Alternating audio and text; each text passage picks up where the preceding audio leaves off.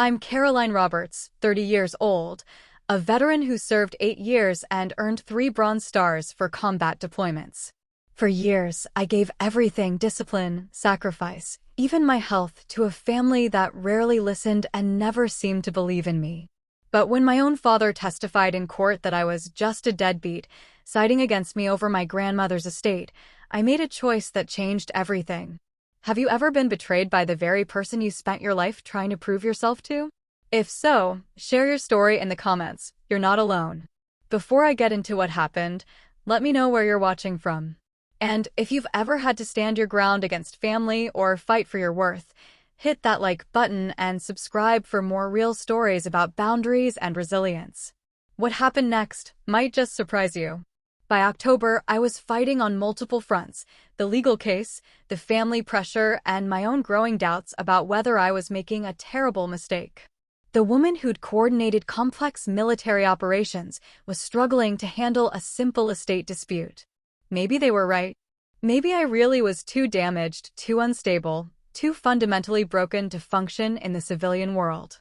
The courtroom where we finally faced off was smaller than I'd expected, with fluorescent lighting that made everyone look slightly ill.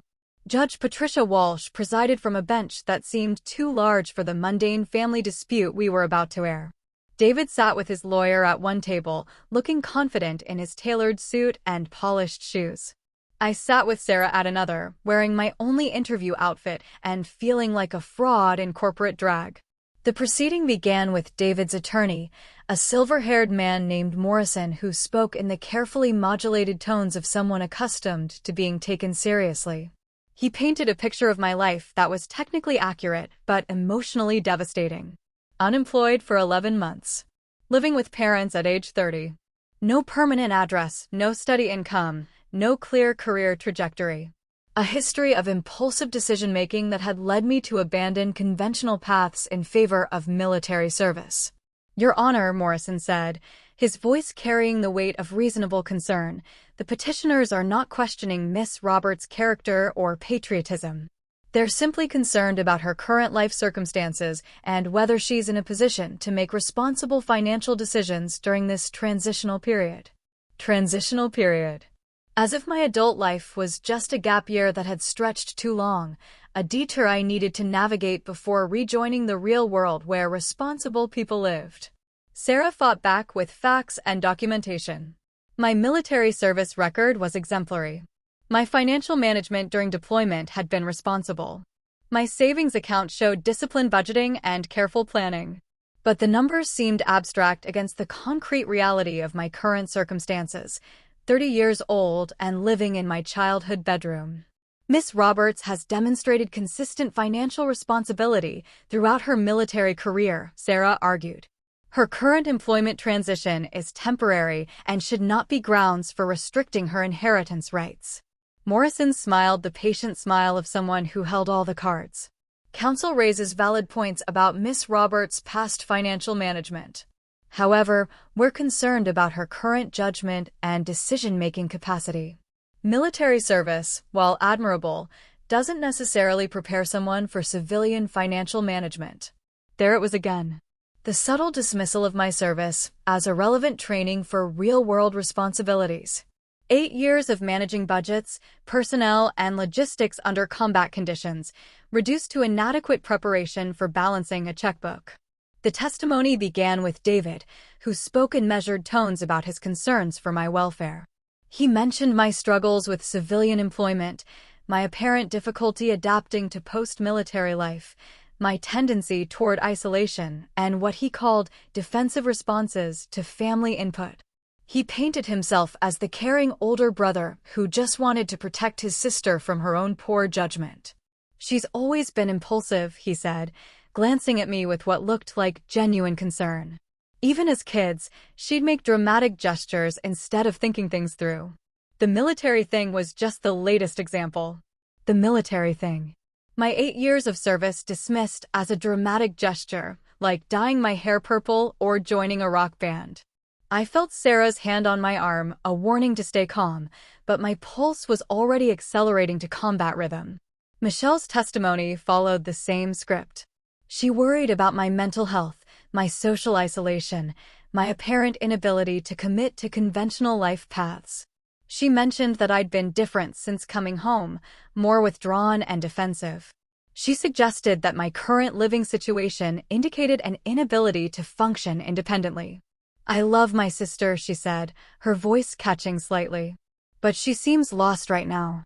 I don't think she's in a place to make major financial decisions." Lost. The word hit like a sniper's bullet, precise and devastating. I'd been many things during my military service: exhausted, scared, angry, determined, but never lost. I'd always known exactly where I was and what I was supposed to do. But here, in this airless courtroom, listening to my family describe me as a dysfunctional charity case, I felt completely adrift. Then came the moment that changed everything. Dad took the witness stand with the same calm confidence he brought to everything. He wore his best suit, the navy blue one he reserved for weddings and funerals, and his silver hair was perfectly combed. He looked like a man you'd trust to manage your finances, give you life advice, make reasonable decisions in complicated situations. Morrison began with routine questions about my childhood, my character, my relationship with my grandmother. Dad answered thoughtfully, presenting himself as a concerned father who wanted what was best for his daughter. He spoke about my impulsiveness, my tendency to make decisions without fully considering consequences, my apparent struggle to adapt to civilian life after my military phase. Military phase. As if Bronze Stars were something you earned during a particularly intense semester abroad. "In your opinion, Mr. Roberts," Morrison asked, "is your daughter currently in a position to manage a significant inheritance responsibly?" Dad paused, looking directly at me with what appeared to be genuine sadness. "I love my daughter very much," he said. "But honestly, she's been struggling since she got back from overseas. She can't hold a job, can't maintain stable housing, can't seem to figure out what direction she wants her life to take. She's 30 years old and living in her childhood bedroom." The words landed like artillery shells, each one precisely targeted to cause maximum damage. I felt Sarah tense beside me, but there was nothing we could do except let him finish destroying my credibility. "She's always been headstrong," Dad continued. "Always convinced she knew better than everyone else. That's what led her to join the military in the first place, against our advice. And now she's fighting us again instead of accepting help from people who care about her." He paused, adjusting his tie with the same careful precision he brought to everything. When he spoke again, his voice carried the weight of paternal disappointment. "The truth is, Your Honor, she's just a deadbeat. She's never held a real job, never built anything permanent, never taken responsibility for her own life. She spent 8 years playing soldier, and now she expects the world to reward her for it." Playing soldier. Deadbeat. The words hung in the courtroom air like smoke from a house fire, acrid and choking.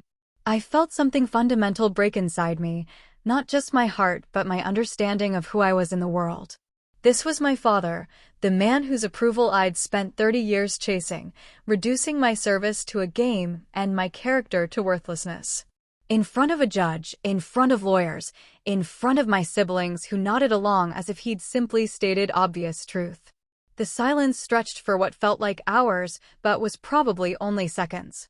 I could hear the courtroom's air conditioning cycling, the scratch of the court reporter's fingers on her machine, the distant sound of traffic outside windows I couldn't see. Sarah's hand found my forearm, her grip tight enough to anchor me to my chair when everything else felt like it was dissolving. Judge Walsh leaned forward slightly, her expression unreadable behind wire-rimmed glasses. "Mr. Roberts," she said, her voice neutral, "you're testifying that your daughter is financially irresponsible based on her military service and current employment status?" "Yes, Your Honor," Dad said without hesitation. "She's never learned how the real world works. Never had to make a mortgage payment or manage a real budget or deal with civilian workplace politics. She's lived in this fantasy world where everything's provided for you, and now she doesn't know how to function independently." Fantasy world. As if Kandahar had been summer camp with live ammunition. As if managing logistics under enemy fire was somehow easier than balancing a household budget. As if leading soldiers through combat operations required less judgment than choosing a 401k plan. I see, Judge Walsh said. She picked up a file folder from her desk, the same beige folder that had been sitting there throughout the proceedings. I'd assumed it contained standard estate paperwork, routine documentation of assets, and legal requirements. But as she opened it and began reading, I realized I'd been wrong. Mr. Roberts, the judge said, not looking up from the folder, I have your daughter's military service record here. It indicates she served 8 years on active duty, including 3 combat deployments to Afghanistan. Yes, Your Honor, but it also shows she received numerous commendations for her service, including 3 Bronze Stars for valor. Judge Walsh looked up from the file, her expression still neutral, but her voice carrying a different weight. Are you familiar with the requirements for earning a Bronze Star, Mr. Roberts? Dad's confident expression flickered, like a television screen with bad reception. I know it's some kind of military award, but the Bronze Star is awarded for heroic or meritorious achievement in connection with military operations against an armed enemy, Judge Walsh said, reading directly from the file. The citation requirements specified that recipients must demonstrate courage under fire and exceptional leadership in combat situations. She closed the file and looked directly at my father. Your daughter didn't earn 3 Bronze Stars by playing soldier, Mr. Roberts. She earned them by risking her life to save others. The courtroom felt like it was holding its breath. David's confident smile had evaporated. Michelle was staring at her hands. Morrison looked like he wanted to sink through the floor. And Dad looked like someone had just told him the sun rises in the west. Furthermore, Judge Walsh continued, her service record indicates she managed multi-million-dollar budgets, supervised personnel ranging from 10 to 40 soldiers, and coordinated complex logistics operations under combat conditions. These are not the accomplishments of someone who lacks responsibility or judgment. She opened another folder, this one containing what looked like financial documents. I also have her banking records, provided by her attorney. They show 8 years of consistent savings, responsible spending, and careful financial planning. Her current unemployment appears to be the result of a difficult job market for veterans, not financial irresponsibility. The silence was deafening. Dad sat in the witness chair looking like he'd been hit by friendly fire, confused and hurt, and completely unprepared for this reversal. All his confident assertions about my incompetence were crumbling under the weight of documented evidence he'd apparently never bothered to review. Based on this evidence, Judge Walsh said, I find no grounds for restricting Miss Roberts' inheritance rights. The petitioner's concerns about her financial responsibility appear to be based on misunderstanding rather than fact. She looked directly at David and Michelle, her expression stern. Your sister is a decorated combat veteran with a demonstrable record of responsible decision-making under extreme pressure. Her current employment transition does not constitute grounds for treating her as financially incompetent. The gavel came down with a sound like gunfire. Case dismissed. Inheritance awarded according to the original will terms. Legal fees to be paid by the petitioners who had initiated the frivolous challenge. But the victory felt hollow as I watched my father struggle to process what had just happened. For 30 years, he'd seen me as the impulsive child who needed guidance and correction. The responsible father helping his wayward daughter make better choices. Now, suddenly, he was learning that the woman he'd dismissed as a deadbeat was actually a decorated hero whose judgment had been tested in ways he could barely imagine. The aftermath unfolded in slow motion. David tried to approach me as we left the courtroom, his face flushed with embarrassment. I had no idea about the Bronze Stars, he said. You never really talked about what you did over there. I looked at him for a long moment, this brother who'd been so confident about my incompetence an hour earlier. You never asked, I said quietly. Michelle was crying in the hallway, her husband hovering nearby looking uncomfortable. I'm sorry, she kept saying. I didn't know. Nobody told us about the medals. But they were there when I came home. They were there when I tried to share my experiences, when I attempted to explain what my service had meant. They'd chosen not to listen, not to ask, not to see anything beyond their preconceptions about military service being a detour from real life. Dad stood apart from the family group, leaning against a courthouse wall and staring at nothing. When I approached him, he looked up with an expression I'd never seen before, uncertainty mixed with something that might have been shame. "I didn't know," he said, his voice smaller than I'd ever heard it. "About the Bronze Stars. About what you really did over there." "You could have asked," I said. "I tried to tell you." He nodded slowly, like a man waking up from a long dream. I thought it was just regular military service. I didn't realize you were." "What? A real soldier? Someone who actually did something that mattered?" He flinched at the edge in my voice, but didn't argue. For the first time in my life, my father had no ready explanation, no confident assessment of my failures, no advice about what I should do differently. He just stood there looking lost, trying to reconcile the deadbeat daughter he'd testified against with the decorated veteran the judge had described. "I was trying to help," he said finally. "I thought you needed guidance." "I needed support," I said. "I needed someone to believe in me." We stood there in the courthouse hallway, surrounded by the echoes of legal proceedings and family drama, both of us trying to figure out what came next. 30 years of our relationship had just been redefined by a judge with a manila folder and 5 minutes of reading military service records. The father-daughter dynamic we'd both taken for granted had been revealed as built on fundamentally false assumptions. I left him there and walked out into the Arizona sunshine, feeling lighter than I had in months, but also strangely empty. The validation felt good, but it couldn't undo the damage that had been done. The man whose approval I'd chased my entire life had just publicly called me a deadbeat, and no judge's ruling could erase that moment or the years of dismissal that had led to it. The days following the court hearing felt like navigating through emotional shrapnel. Word of the case and its outcome spread through our extended family network with the speed of gossip and the persistence of wildfire.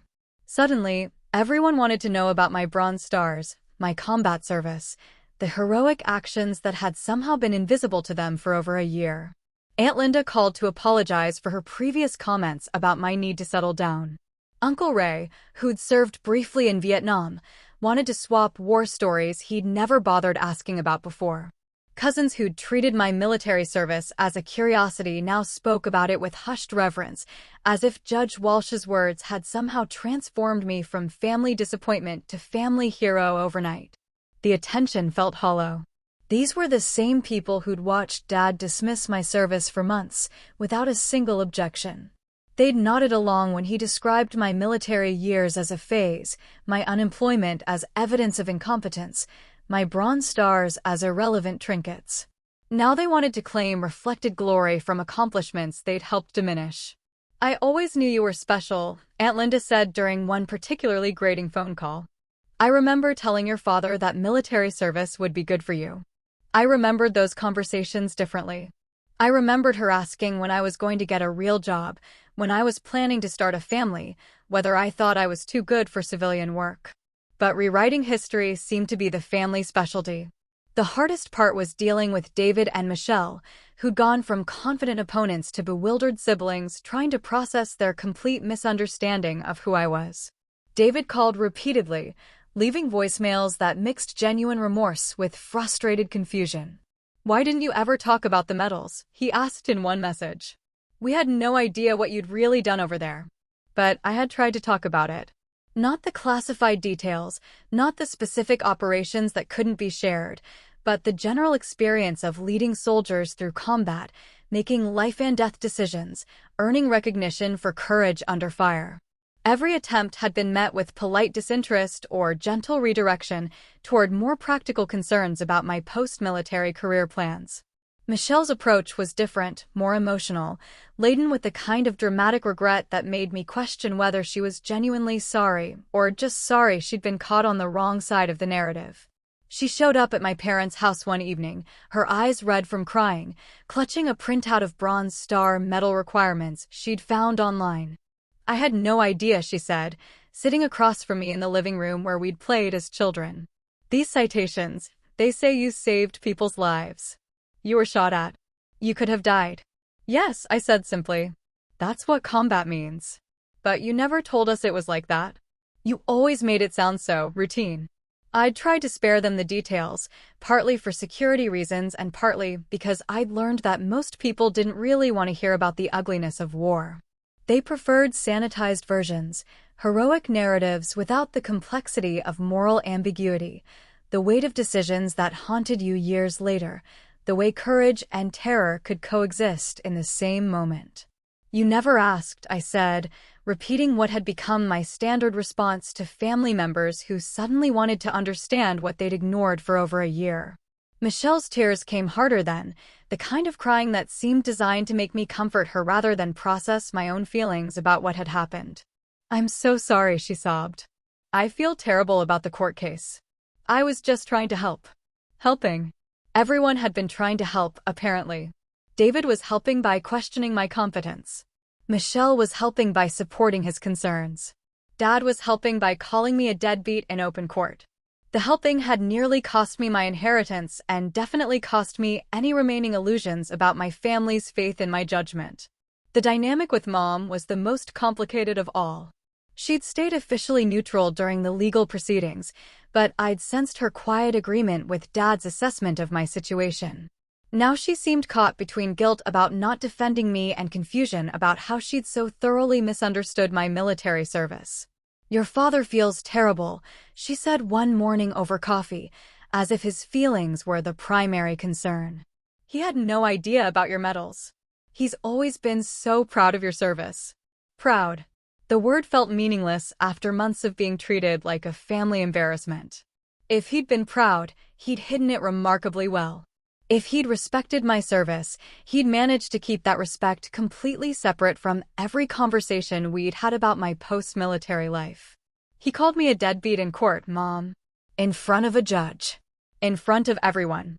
She fidgeted with her coffee cup, unable to meet my eyes. "He was just concerned about your future. He didn't mean it the way it sounded. But he had meant it exactly the way it sounded. That was the problem." In his mind, I really was a deadbeat, someone who'd avoided real responsibility by hiding in the military, someone who couldn't be trusted with adult decisions. The Bronze Stars didn't change that fundamental assessment, they just made it harder for him to express it publicly. The person I was most angry with, I realized, wasn't Dad or David or Michelle. It was myself. For believing them, even partially. For allowing their narrative about my incompetence to take root in my own mind. For spending months questioning my own worth instead of standing firm in the knowledge of what I'd accomplished and who I'd become. I'd survived 3 combat deployments, earned recognition for extraordinary courage, and led soldiers through situations that would break most people. But I'd let a suburban insurance salesman convince me I was a failure because I couldn't navigate the civilian job market with the same confidence I'd brought to leading patrols through hostile territory. The shame I felt wasn't about my military service or my current circumstances. It was about forgetting who I was, about letting other people's limited understanding become my self-perception. I'd allowed the opinion of someone who'd never faced anything more challenging than a difficult client to override my own knowledge of my capabilities and worth. 2 weeks after the court hearing, I made a decision that felt like returning to myself after a long deployment in enemy territory. I applied for jobs with defense contractors, companies that understood military experience and valued combat leadership.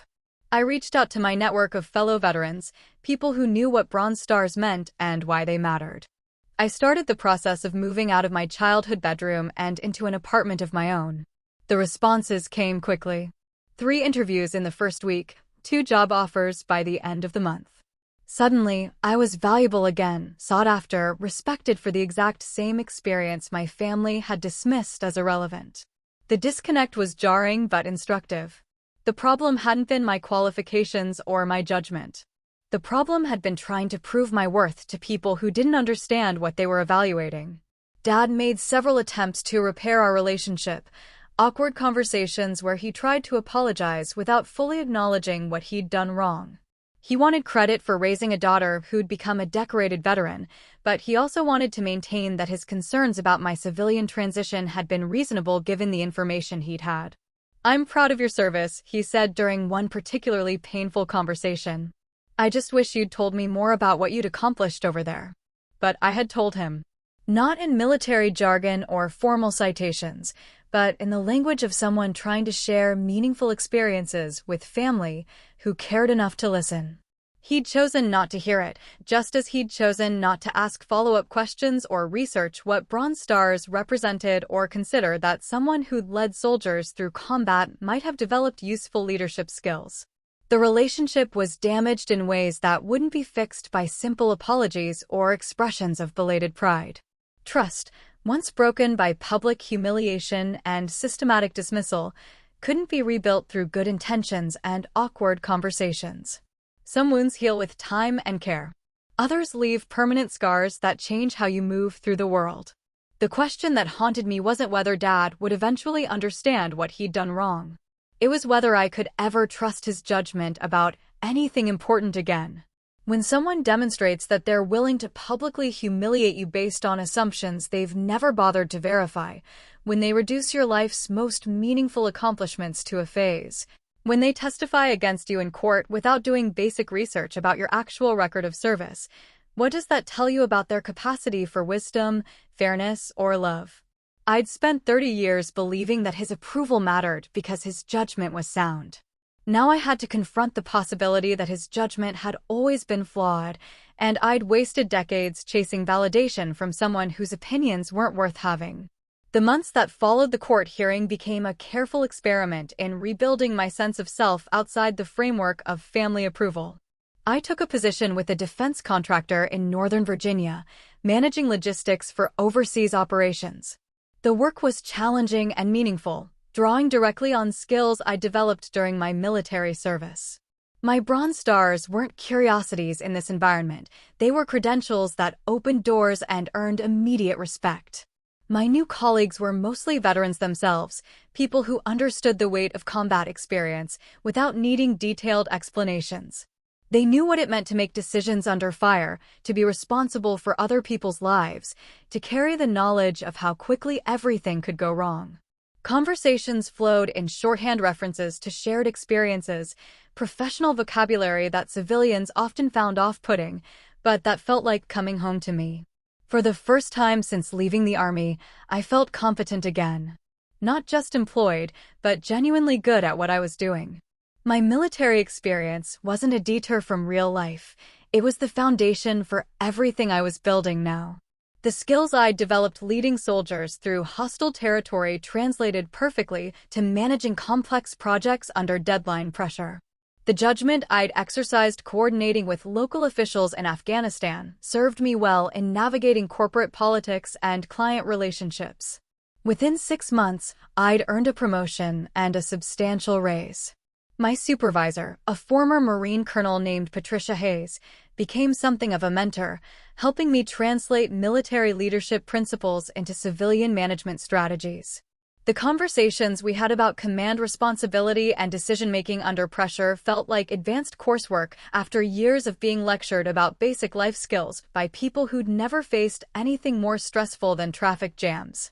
The hardest part about transitioning, Patricia told me during one of our regular coffee meetings, isn't learning civilian workplace culture. It's learning to value yourself appropriately after spending time around people who don't understand what you've accomplished. She was right.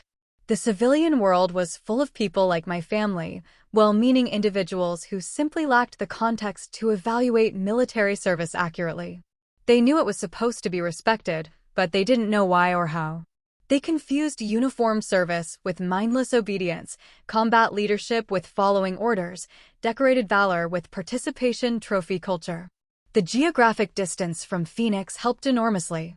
Phone calls with family became less frequent and more superficial. Holiday visits were brief and carefully managed to avoid extended conversations about my work or personal life. I was polite, present, but no longer emotionally invested in their understanding or approval. Dad made periodic attempts to bridge the gap between us, sending articles about veteran employment issues or mentioning other military families he'd met. His efforts felt forced, like homework assignments from someone who'd realized he needed to show more interest, but didn't know how to generate genuine curiosity about experiences so far outside his own life. During one particularly awkward phone call, he mentioned meeting another veteran at his golf club. "Nice guy," Dad said. "Served in Iraq." Says the transition to civilian work was tough for him too. The implication was clear. See, it's not just you. Other veterans struggle with civilian life too. But what he'd meant as reassurance felt like another failure to understand. The veteran he'd met had probably struggled with unsympathetic employers, inadequate support systems, cultural disconnects between military and civilian environments. He hadn't struggled because his own father called him a deadbeat in open court. "That's nice, Dad," I said, keeping my voice neutral. "Maybe you could connect with him sometime," he suggested. "Might be helpful to talk with someone who understands." Someone who understands. As if the problem was my need for understanding rather than his failure to provide it. As if talking to another veteran would somehow heal the damage he'd done by publicly dismissing my service as playing soldier. "I have plenty of veteran friends here," I said. "People I work with." "Right, of course." I just thought. His voice trailed off, uncertain how to finish the thought. What he'd thought, I realized, was that my anger was a phase I'd eventually outgrow, a temporary reaction that would fade once I got my life together. He was waiting for me to return to the dynamic we'd always had, where I sought his approval and he distributed wisdom about how I could do better. But that dynamic had been built on his assumption that his judgment was superior to mine, and the court hearing had shattered that assumption permanently. I wasn't angry anymore, exactly. Anger requires emotional investment, and I'd withdrawn mine. What I felt was something cooler and more permanent: indifference. His approval no longer mattered because his judgment no longer carried weight with me. The man who'd called me a deadbeat without bothering to learn what Bronze Stars meant wasn't someone whose opinions I needed to care about. The turning point came during a family gathering the following Christmas. I'd flown back to Phoenix for a brief visit, staying in a hotel rather than my childhood bedroom. The family dinner was tense with everyone's awareness of the previous year's court case, conversations carefully steered away from anything that might reference my military service or current success. Dad tried several times to engage me in discussions about my work, asking vague questions about the defense industry and veteran employment trends.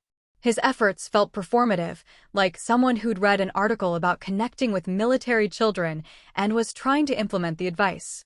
"How's the new job going?" he asked during dessert. "Very well," I said. "I was promoted to program manager last month." "That's wonderful," he said with the kind of enthusiasm people use when they don't understand what they're celebrating. Program manager sounds important. It was important. I was managing a $50 million logistics contract with responsibility for coordinating operations across 3 time zones.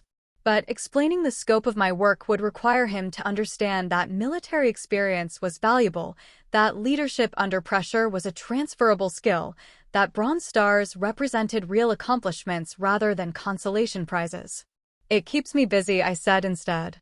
The conversation died there, killed by the gap between what I'd accomplished and what he was capable of recognizing. Later, as I was preparing to leave, he pulled me aside for one of those father-daughter talks that had defined our relationship for 30 years. "I know I made some mistakes last year," he said, his voice carrying the careful weight of someone who'd rehearsed this conversation. "I should have asked more questions about your service. I should have understood better what you'd been through." Should have. Past tense, as if the problem was historical rather than ongoing. As if understanding my service record would fix the fundamental issue of his willingness to make judgments without information, to testify against me without investigation, to reduce my life's work to a dismissive phrase. "Yes," I said. "You should have." He waited for more, for forgiveness or reassurance that we could rebuild what had been broken. When I didn't provide it, he shifted uncomfortably and tried a different approach. "I hope you know I love you," he said. "I've always been proud of you. Always proud. Except when he'd called me a deadbeat. Except when he'd testified that I was financially irresponsible. Except when he'd dismissed my military service as playing soldier. Except when he'd spent months undermining my confidence and questioning my judgment." "I know you love me, Dad," I said. "But love isn't the same as respect." The words hung in the desert air between us, heavy with implications neither of us wanted to fully examine. He loved the idea of me, the daughter he'd tried to shape into his vision of success. But he'd never respected the woman I'd actually become, the choices I'd made, the person I'd proven myself to be through trial by fire. I left Phoenix the next morning with the understanding that our relationship would never return to what it had been. The dynamic was permanently altered, not just by what had happened in court, but by what the court case had revealed about the foundation we'd been building on all these years. Some changes can't be undone, and some insights can't be forgotten. 5 years have passed since Judge Walsh read my service record aloud in that courthouse. 5 years of building a life that doesn't require anyone else's validation to sustain it. The defense contractor position led to senior management roles, then to consulting work that draws directly on my combat experience. I've testified before congressional committees about veteran employment issues, spoken at conferences about military leadership principles, and been profiled in industry publications as an example of successful military-to-civilian transition. The Bronze Stars sit on my office bookshelf now, properly displayed in a shadow box with my other decorations. They're not hidden in tissue paper anymore, not treated like shameful secrets or irrelevant trinkets. They represent specific moments when I kept people alive through courage and judgment, decisions made under fire that proved my capacity for leadership under the worst possible circumstances. Colleagues and clients know about my military background because it's relevant to my expertise, not because I need to justify my competence to skeptics. The respect comes naturally from people who understand what Bronze Stars represent, who value combat experience as preparation for complex decision-making, who see military service as advanced leadership training rather than a detour from real life. My personal relationships have evolved along similar lines. I date other veterans primarily, people who understand the weight of service without needing detailed explanations. Friendships are built with individuals who see my military experience as an asset rather than a curiosity, who don't need convincing that Bronze Stars represent real accomplishments worth respecting. The apartment I live in isn't spectacular, but it's mine. No childhood bedroom, no family dynamics, no need to navigate approval from people whose judgment I no longer trust. The walls hold photos from deployments, certificates from professional accomplishments, evidence of a life built on my own terms according to my own values. Contact with family has settled into a sustainable rhythm of polite distance. Birthday cards and holiday calls, brief visits that avoid controversial topics, relationships maintained at the level of courtesy rather than intimacy. David and Michelle have largely given up trying to repair what was broken, accepting that I've moved beyond their orbit into a life they don't fully understand but can't dismiss anymore. Dad still calls occasionally, usually with updates about family news or questions about my work that demonstrate his ongoing effort to engage with my choices. The conversations are cordial but superficial, limited by the understanding that deeper connection would require him to fully acknowledge what he'd done and who he'd revealed himself to be. Some apologies are too fundamental to accept without transforming the entire relationship, and neither of us seems willing to undertake that level of emotional reconstruction. Your father asks about you all the time, Mom mentioned during a recent call. He's very proud of how well you're doing. Proud now when my success is visible and undeniable.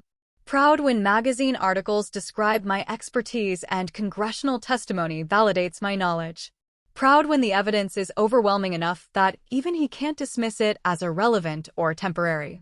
But I remember when he wasn't proud, when he called me a deadbeat in open court without bothering to verify the facts. I remember the months of systematic undermining, the casual dismissal of my service, the willingness to testify against me based on assumptions rather than evidence. Success doesn't erase those memories or restore trust that was broken so completely.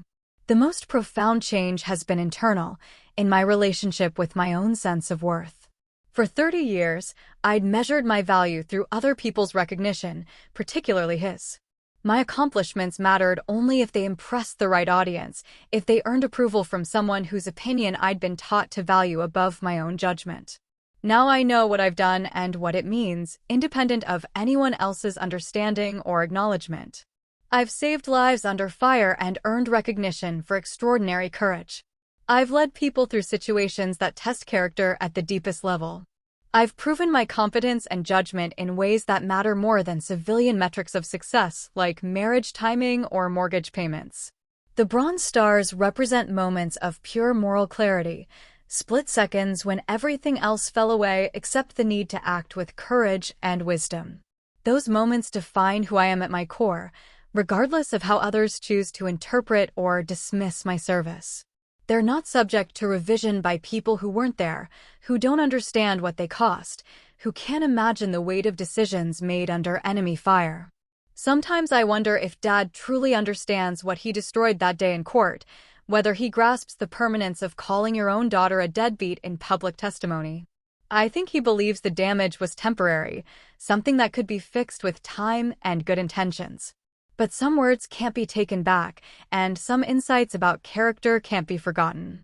He revealed something fundamental about himself when he testified against me without basic research, when he reduced my service to playing soldier, when he dismissed Bronze Stars as irrelevant to real-world competence. He showed me that his judgment was based on prejudice rather than evidence, that his love was conditional on conformity to his narrow vision of success, that his respect had to be earned through achievements he personally valued rather than objective measures of courage and accomplishment. That revelation was devastating initially, but ultimately liberating. I stopped seeking approval from someone whose approval wasn't worth having. I stopped trying to prove my worth to someone incapable of recognizing it. I stopped allowing his limited understanding to define my sense of self or constrain my possibilities. The woman who walked out of that courthouse 5 years ago was different from the one who'd walked in that morning. Not because Judge Walsh had validated my service record, but because I'd finally seen clearly who I was dealing with and what kind of relationship I'd been trying to maintain. Some illusions, once shattered, reveal reality that's simultaneously harsher and more empowering than what came before. I don't need his pride anymore. I have my own sense of accomplishment, built on actual achievements rather than other people's recognition. I don't need his approval anymore. I have the respect of colleagues who understand what Bronze Stars represent. I don't need his understanding anymore. I know who I am and what I've done, independent of his capacity to comprehend it. The deadbeat he testified against was never real, just a fiction created by his inability to see past his own assumptions about military service and civilian success. The decorated veteran who earned Bronze Stars for courage under fire was always real, even when he couldn't recognize her. Judge Walsh didn't transform me that day in court. She simply revealed what had been there all along, waiting for someone with the wisdom to see it clearly. That's the lesson that matters most. Your worth isn't determined by other people's recognition, but by what you've actually done and who you've actually become. Some people will never be capable of seeing your value, regardless of how much evidence you provide. The solution isn't to diminish yourself to their level of understanding, but to find people who can appreciate the full scope of what you've accomplished. The Bronze Stars shine just as brightly whether anyone else knows what they represent. The courage they commemorate remains constant whether anyone else acknowledges it. The person who earned them through extraordinary service is the same person who built a successful civilian career afterward, who testified before Congress, who earned the respect of colleagues and clients and friends who understand what real accomplishment looks like. I am not a deadbeat. I never was. And anyone who thinks otherwise simply doesn't have the judgment to evaluate what they're looking at. I learned early that my father's approval was currency I could never quite earn, no matter how much I saved up. Growing up in our split-level house in suburban Phoenix, I watched him distribute praise like a miser counting coins. My older brother got nods for decent grades. My younger sister earned smiles for being pretty and agreeable. I got lectures about trying harder, doing better, reaching higher. The bar always seemed to float just above my fingertips. At 12, I brought home straight A's and a certificate for winning the school science fair. Dad glanced at the paper while reading his evening news. "Good," he said, not looking up. "Now keep it up." My brother had gotten ice cream for a B+ in math the week before. That night, I stared at my bedroom ceiling and made a promise to myself. I would become someone he couldn't ignore. High school brought ROTC, where I discovered I had a talent for leadership that surprised everyone, including myself. I organized fundraisers, led drill competitions, earned every ribbon available. Colonel Martinez, our instructor, pulled me aside senior year. "You've got what it takes for the academy," he said. "Real officer material." I floated home on air, ready to share the news.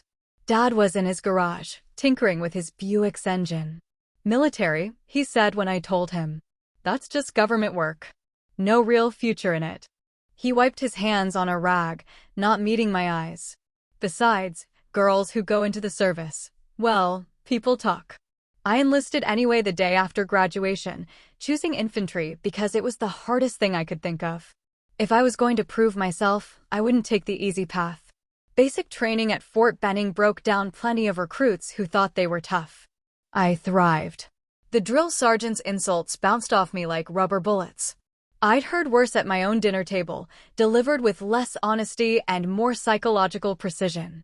My first deployment came 2 years later to Afghanistan's Khyber province, where the mountains seemed to scrape holes in the sky. We ran patrols through valleys where every rock could hide an IED, every friendly wave might precede gunfire. I learned to trust my instincts, to make decisions when seconds mattered more than certainty. When Sergeant Rodriguez caught shrapnel from a roadside bomb, I dragged him 200 meters to the evacuation point while taking fire from 3 directions. The Bronze Star citation later called it conspicuous gallantry under enemy fire. I called it Tuesday. The second Bronze Star came during my 3rd tour, when our convoy hit an ambush outside Kandahar. The lead vehicle flipped, trapping 2 soldiers inside while insurgents poured automatic fire from the ridgeline above. I coordinated the counterattack while organizing the rescue, moving between positions under heavy fire to direct our response. We got everyone out alive and neutralized the threat. The medal felt heavier than the first one, weighted with the knowledge that split-second decisions had kept my people breathing. My final Bronze Star was earned not in a single moment of heroism, but through months of building relationships with village elders in Helmand Province, slowly earning trust that let us identify and neutralize cells planning attacks on civilian targets. Intelligence work doesn't make for dramatic stories, but it saves lives in ways that never make headlines. The citation mentioned my sustained courage in building critical human intelligence networks in hostile territory. What it didn't mention was the constant danger of trusting the wrong person, the sleepless nights wondering if today's ally would become tomorrow's informant. Between deployments, I called home regularly, sharing what I could about my service. Dad's responses were predictably lukewarm. When I told him about making sergeant, he said, "That's nice, honey. Your cousin Janet just got promoted to manager at the bank." When I mentioned the first Bronze Star, he seemed more interested in whether I was eating enough vegetables. The medal itself sat in a drawer at my base quarters, too precious and too painful to display. I served 8 years total, leading soldiers through some of the toughest terrain and situations the Army could offer. My final evaluation included words like natural leader, exceptional under pressure, and recommended for immediate promotion. I had job offers from 3 different defense contractors and an invitation to apply for Special Forces training. Instead, I chose to come home, thinking that surely now, with a record of service and sacrifice behind me, my father would finally see who I had become. The homecoming party was small, held in my parents' backyard on an October afternoon when the Arizona heat was finally breaking. Neighbors stopped by with casseroles and polite questions about my time overseas.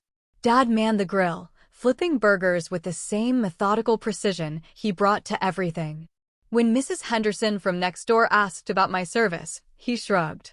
"She was in the military for a while," he said, not looking at me. "Now she needs to figure out what she wants to do with her life." I watched him through the sliding glass door, wearing his favorite Cardinals cap and his weekend jeans, looking every inch the suburban dad who'd worked the same job for 25 years.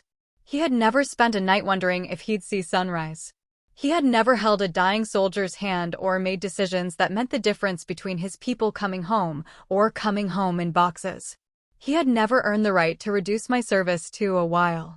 That night, after the last neighbor left and the paper plates were thrown away, we sat on the back patio under the string lights my mother had hung years ago. The silence stretched between us like desert highway, long and empty and leading nowhere I wanted to go. I tried to find words that would bridge the gap, some way to explain what I'd experienced, what I'd accomplished, what I'd become. Instead, I watched him scroll through his phone, checking baseball scores, already moving past the moment I'd been building toward for 8 years. "Dad," I said finally, "I won 3 Bronze Stars." He looked up from his phone, squinting slightly in the patio light. "That's nice, sweetheart," he said. "Your mother wants to know if you're planning to stay in Phoenix or if you'll be moving on." Moving on. As if the last 8 years had been a detour, a gap year that had stretched too long. As if the woman who came home was the same girl who had left, just with a few stories to tell and a need to get serious about real life. I went to bed that night in my childhood room, surrounded by high school trophies and faded photos of friends who'd married and started families while I was learning to lead soldiers through minefields. My Bronze Stars were in my duffel bag, wrapped in tissue paper like Christmas ornaments too fragile for display. In the darkness, I finally understood that no amount of service, no number of medals, no level of achievement would ever be enough to earn what I'd spent my entire life trying to win. The approval I craved wasn't currency after all. It was fool's gold, shiny and worthless, and I'd been mining for it in the wrong mountain all along. The transition back to civilian life proved harder than any deployment. At least in Afghanistan, I knew who the enemy was. Back in Phoenix, I faced a more insidious opponent, my father's expanding catalog of my failures. Within a month of my return, he'd compiled a comprehensive list of everything wrong with my choices. I wasn't married. I didn't own property. I had no retirement savings to speak of. I was 30 years old and, in his estimation, starting from scratch. "Most girls your age have kids in elementary school," he said over dinner one Sunday. Mom had made pot roast, my childhood favorite, but it tasted like cardboard in my mouth. Janet's oldest just started 4th grade. She's got a real life, real responsibilities. I set down my fork carefully, the way I'd learned to control my movements under fire. "I had real responsibilities too, Dad. People's lives depended on me." He waved his hand dismissively. "That's different. That was just a job. I'm talking about building something permanent, something that matters." The words hit like sniper fire, precise and devastating. 8 years of service reduced to just a job. 3 Bronze Stars dismissed as irrelevant work experience. I excused myself from the table and spent 20 minutes in the bathroom, staring at my reflection and practicing the same emotional control techniques that had gotten me through firefights. The criticisms came daily after that, small cuts designed to remind me of my inadequacy. When I mentioned looking for work, he suggested I might need to lower my expectations since I had no real-world experience. When I talked about using my GI Bill benefits for college, he worried I might be too set in military ways to succeed in academic settings. When I bought a used Toyota with cash saved from deployment pay, he questioned why I hadn't gotten something more practical, like a minivan for the family I didn't have. Each comment was carefully calibrated, just gentle enough to sound like concern while carrying the full weight of his disappointment. I started avoiding family dinners, finding excuses to be elsewhere when he came home from work. But Phoenix wasn't a big city, and our social circles overlapped in ways that made escape impossible. The worst part was watching other family members fall in line with his narrative. My Aunt Linda, who used to brag about her niece, the soldier, started asking pointed questions about my plans to settle down. My cousin Mike, who'd never served a day in uniform, began making jokes about military time whenever I showed up precisely when I said I would. Even my younger sister, who'd always looked up to me, started treating my service years like an extended rebellious phase I'd finally outgrown. "You know Dad just wants what's best for you," she said one afternoon while we were shopping for Mom's birthday gift. "He's worried you missed out on building a normal life while you were playing soldier." Playing soldier. The phrase stopped me cold in the middle of Macy's perfume department. I'd been shot at, bombed, mortared, and ambushed. I'd held dying soldiers and made life-or-death decisions in split seconds. I'd earned the respect of some of the toughest people in the world. But to my family, I'd been playing soldier. "Right," I said, forcing a smile. "Just playing around." By Christmas, the family dynamics had solidified into a new pattern. I was the cautionary tale, the daughter who'd taken a detour and was now scrambling to catch up to where she should have been all along. Dad had crafted a story about my military service that painted it as well-intentioned, but ultimately misguided, like joining a commune or moving to Hollywood to become an actress. It was something I'd needed to get out of my system before getting serious about life. The story gained power through repetition. At holiday gatherings, he'd mention my service in passing, then quickly pivot to more pressing concerns about my future. She did her time overseas, he'd say, but now she needs to focus on building something real. The phrase, did her time, made it sound like I'd been in prison rather than serving my country. I tried fighting back initially, correcting the narrative when I could. But arguing only seemed to prove his point about military people being rigid and confrontational. When I mentioned my Bronze Stars, he'd nod politely and change the subject to my cousin's new promotion or my sister's engagement. The medals became embarrassing artifacts of a phase I was supposed to be moving past, like punk rock albums or poetry notebooks. The psychological warfare was masterful in its subtlety. He never directly criticized my service, which would have seemed unpatriotic and unfair. Instead, he simply repositioned it as irrelevant to real life, a detour that had prevented me from achieving actual success. The message was clear. I'd wasted my 20s on something that didn't matter, and now I was behind in the only race that counted. By spring, I could feel myself beginning to believe him. When job interviews didn't lead to offers, I wondered if he was right about my military experience being irrelevant. When dates didn't lead to relationships, I questioned whether I'd missed some crucial developmental window. When I lay awake at night in my childhood bedroom, listening to the suburban silence that felt more dangerous than Kandahar ever had, I wondered if I'd made a terrible mistake by choosing service over the conventional path. The doubt crept in like blood poisoning, slow and systemic. Maybe I was fooling myself about the value of what I'd done. Maybe leadership in combat didn't translate to anything useful in the civilian world. Maybe the Bronze Stars were just participation trophies for showing up to a conflict that didn't matter to anyone back home. Maybe Dad was right, and I really was just a woman in her 30s with no real accomplishments, no real prospects, and no real understanding of what actually mattered in life. The breaking point came on a Tuesday in July, during what should have been an ordinary conversation about finances.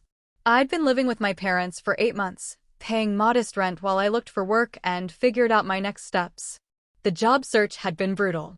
My military experience impressed exactly no one in the civilian sector, where leadership under pressure translated to probably can't adapt to office culture, and experience with high-stakes decision-making meant might be too intense for collaborative environments.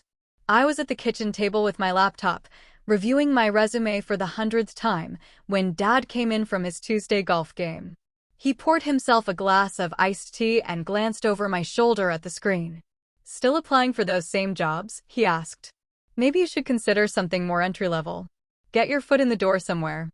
I'd been applying for entry-level positions for months. Administrative assistant roles, customer service positions, retail management training programs.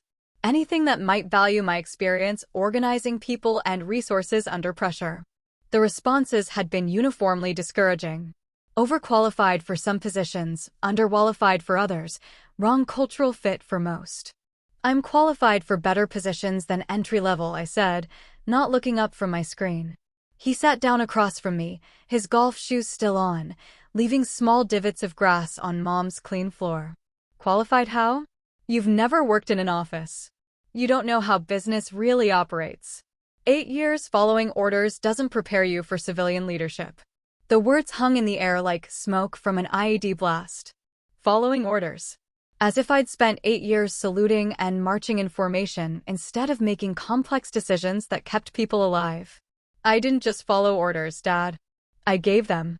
I led soldiers through combat operations. I coordinated with local officials and international allies. I managed budgets and logistics and personnel. He leaned back in his chair, the patient expression he wore when explaining basic concepts to children. "That's all well and good, sweetheart, but that's military. This is the real world. Different skill set entirely. The real world." As if Afghanistan had been some kind of elaborate fantasy, as if the bullets had been made of Nerf foam and the consequences of my decisions had been limited to hurt feelings instead of lost lives. I closed my laptop carefully, the way I'd learned to handle explosives. What exactly do you think I did over there? I think you followed a very rigid structure in an artificial environment with artificial rules, he said. And now you need to learn how things actually work in civilian life, where success isn't handed to you just for showing up. Success handed to me.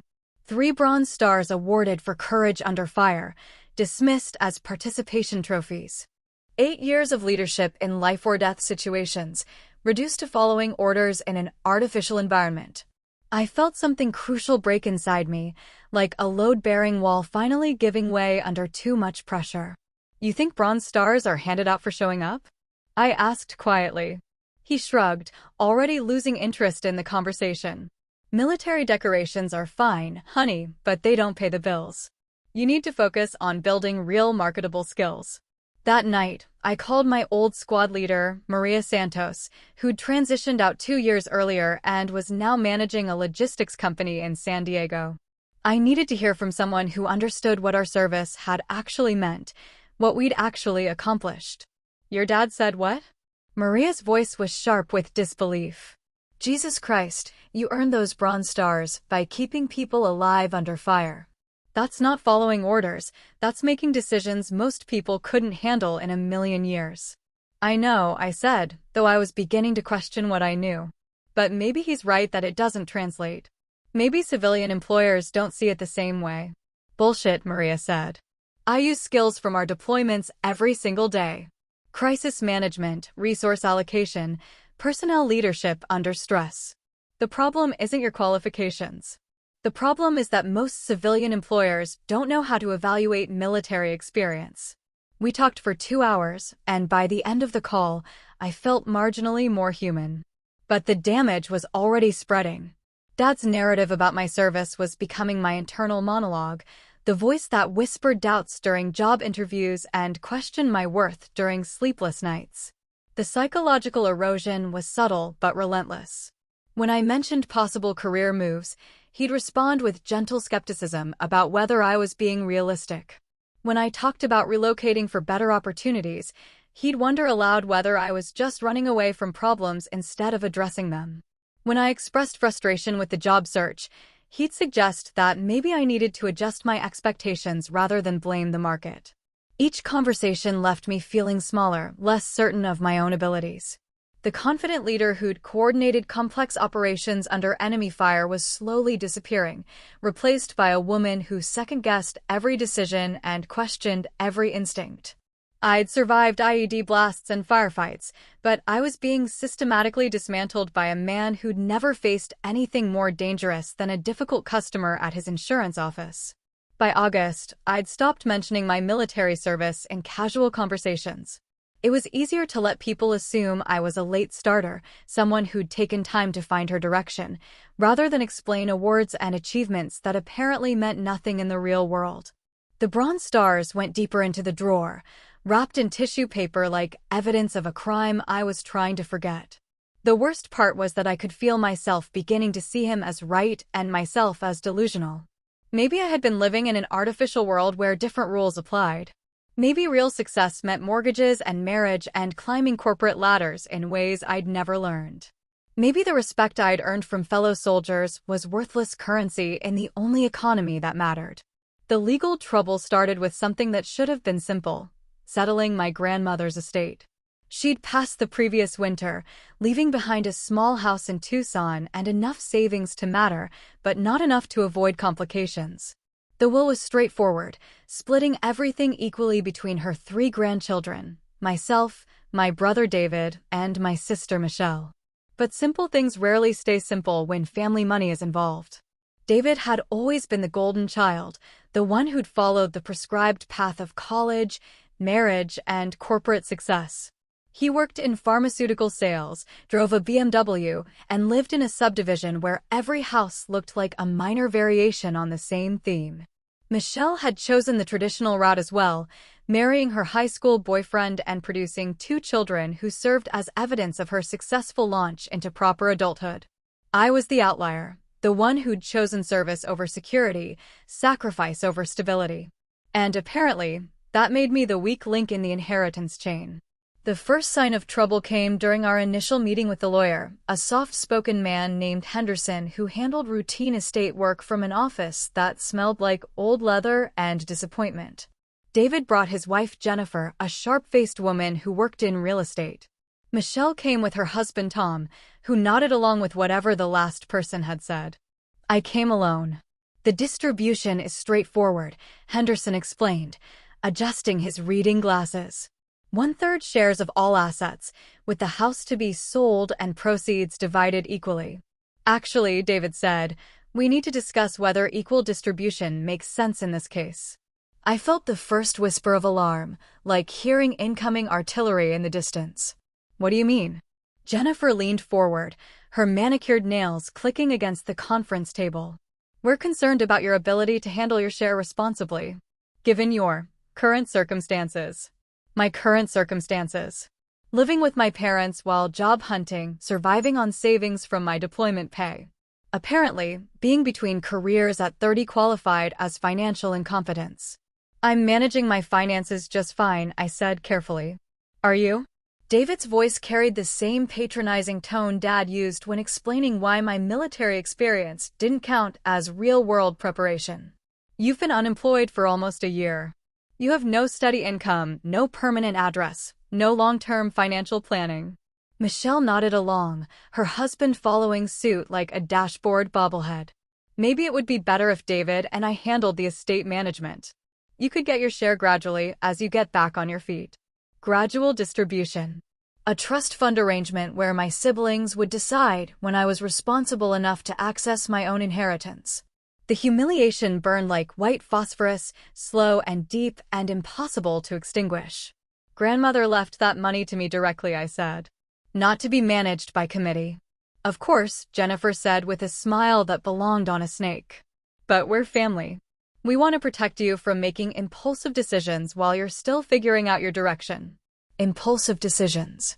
As if 8 years of military service had been a gambling addiction rather than a deliberate choice to serve something larger than myself. As if my bronze stars were evidence of recklessness rather than calculated courage under fire. The meeting ended without resolution, but the damage was done. My own siblings had decided I was too unstable, too irresponsible, too fundamentally flawed to be trusted with my inheritance. They were prepared to fight me in court to protect me from myself. Within a week, David had filed a motion requesting supervised distribution of my portion of the estate. The legal paperwork used clinical language to describe my unfitness, prolonged unemployment, lack of permanent residence, absence of demonstrable financial stability.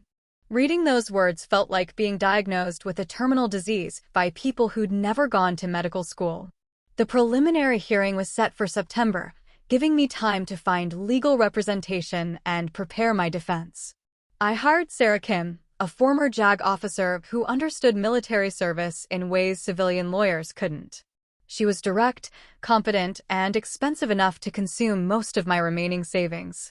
They're betting you'll fold rather than fight, Sarah explained during our first meeting.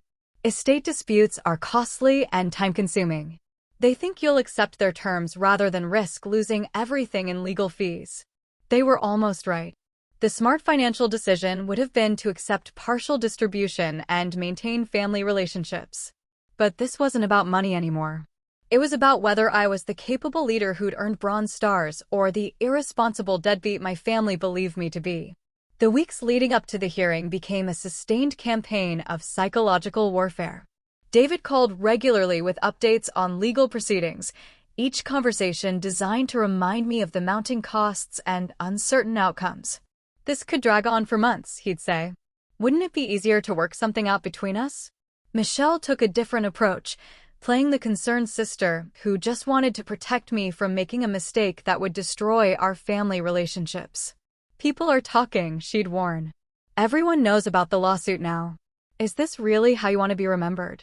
Even Mom got involved, suggesting gently that maybe the boys had a point about responsible financial management. They're not trying to hurt you, sweetheart. They're trying to help. The implication was clear. If I fought this, I'd be proving their point about my poor judgment. Dad remained officially neutral, but his silence spoke volumes. When I asked for his support, he shrugged and said it was between his kids. When David or Michelle called him for advice, I'd hear him talking in low, serious tones about responsibility and family unity. His neutrality felt like betrayal, another confirmation that he saw me as the problem child who couldn't be trusted with adult responsibilities. The pressure was constant and coordinated, designed to wear down my resolve through attrition. Every family gathering became an opportunity for someone to mention the case, to wonder aloud why I was being so stubborn, to suggest that maybe I should consider what was best for everyone instead of just thinking about myself. I started avoiding family events, but that only provided more evidence of my instability. "She's isolating herself," I heard Michelle tell Mom. "That's not healthy behavior." By October, I was fighting on multiple fronts: the legal case, the family pressure, and my own growing doubts about whether I was making a terrible mistake. The woman who'd coordinated complex military operations was struggling to handle a simple estate dispute. Maybe they were right. Maybe I really was too damaged, too unstable, too fundamentally broken to function in the civilian world. That day in court didn't just clear my name, it forced me to stop chasing approval from people who were never going to give it. My worth was never theirs to define. What about you? Have you ever had to stand up to family when they tried to tear you down?